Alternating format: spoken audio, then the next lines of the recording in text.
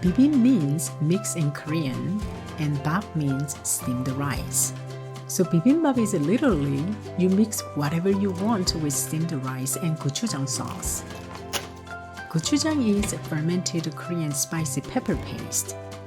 When you first open it, it's smooth. Once you store it in the fridge, it becomes a little hard and sticky, but it's okay, that's normal. It lasts for a long time, so you don't need to worry about it getting bad anytime soon. Put 4 tablespoons of gochujang, 1 tablespoon of toasted sesame oil, and 2 tablespoons of water and mix all together. Gochujang sauce is essential for bibimbap. And that's it. Slice shiitake mushrooms. Shiitake mushrooms have a lot more nutrition than other mushrooms. The stems of shiitake mushrooms are tough, so I cut them off. You can use them when you make a stock. Peel a carrot. Use a mandolin to cut a carrot into matchsticks. You can use a knife if you feel more comfortable, but using a mandolin is easier and faster.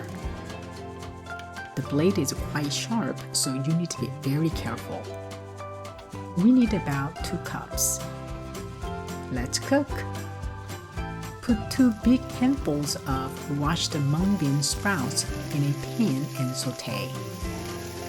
Traditionally, Korean people use soybean sprouts. I prefer mung bean sprouts because they're not as chewy as soybean sprouts.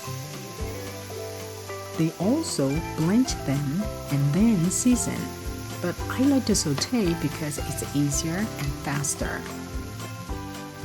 Instead of using different pans, wipe up the pan with paper towel and cook next vegetable. Put baby spinach and saute. Spinach reduces in size a lot, so put a whole bag. Season with salt and pepper. Add 1 clove of grated garlic. Both spinach and mung bean sprouts take no time to cook, so as soon as they are wilted, they're done. Wipe up the pan with paper towel. Saute carrots.